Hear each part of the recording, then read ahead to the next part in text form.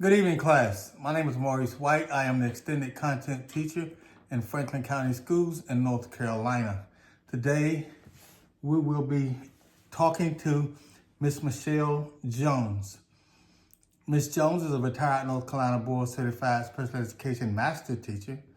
Miss Jones taught in North Carolina Public Schools for over 18 years as a special education teacher, where she worked with students of various learning disabilities at the elementary and high school level. Ms. Jones is also a licensed therapist and an MSW. When I first met Ms. Jones, we were working together with an ASD student, and we have both had a special interest in working with autistic students ever since. So, good evening, Ms. Jones. Good evening. So, let me ask you a question so our audience will know, because some people think they know, but not really. What is autism spectrum disorder, according to the DSM? Thank you. Autism spectrum disorder is a neurological and developmental disorder that affects how people interact with others, communicate, learn, and behave. Symptoms generally appear in the first 2 years of their life, and these can include difficulty with communication and interaction with others, restricted interests, and repetitive behaviors. And as we know, according to the National Institute of Mental Health, these symptoms can affect their ability to function in school, work, and other areas of their life.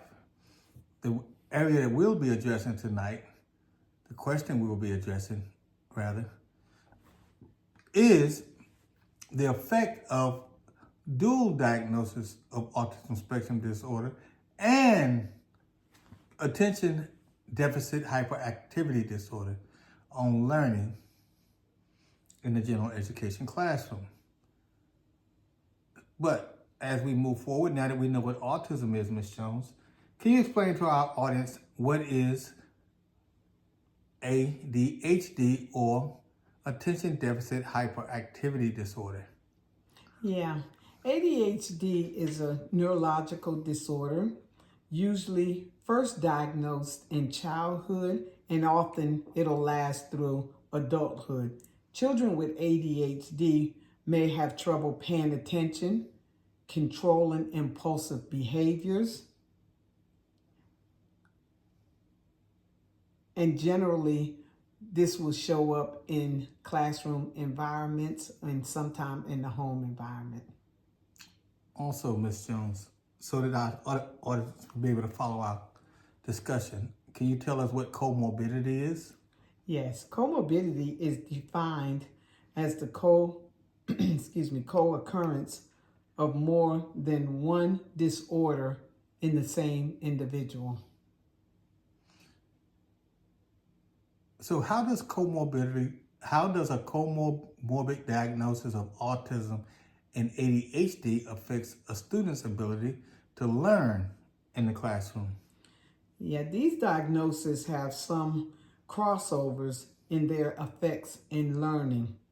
Both these type students may have trouble concentrating, focusing, and processing information. They may struggle with things that may require executive functioning, such as planning. They don't have the ability to plan appropriately for themselves.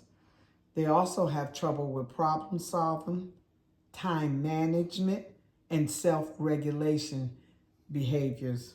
Students may have some trouble with socialization, when they're socializing with their peers and not able to interact and communicate. And both of these types of students will struggle with disruptive behaviors.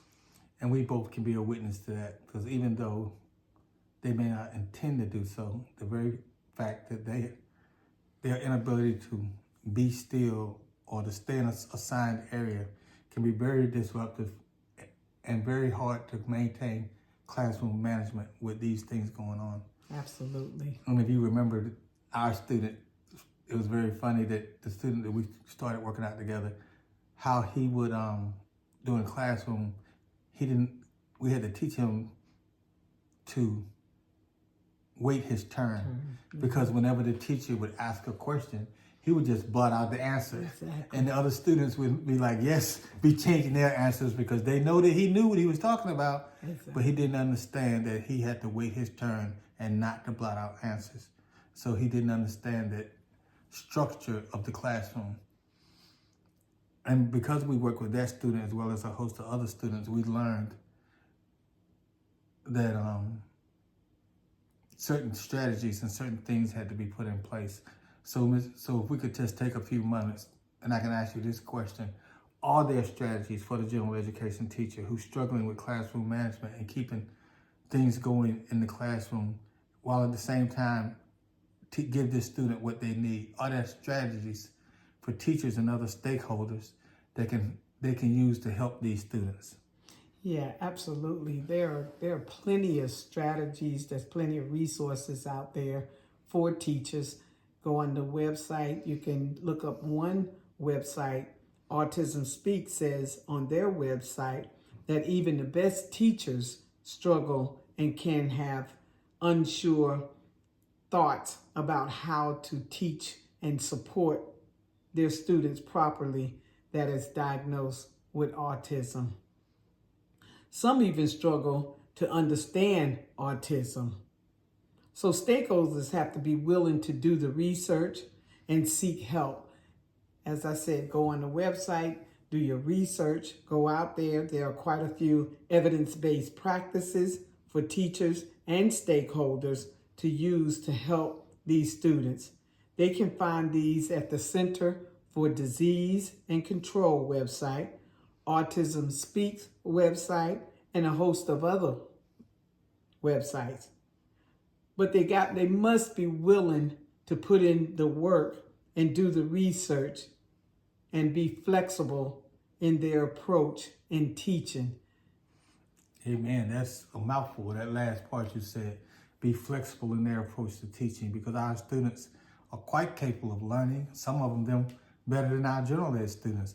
But we must use evidence-based practices, high leverage practices, be patient, and be non-traditional in the way we teach and the way we set up our classroom environment. Absolutely. Thank you, Ms. Jones, for your time. I appreciate you spending time to help us on this matter. Thank you. You're welcome.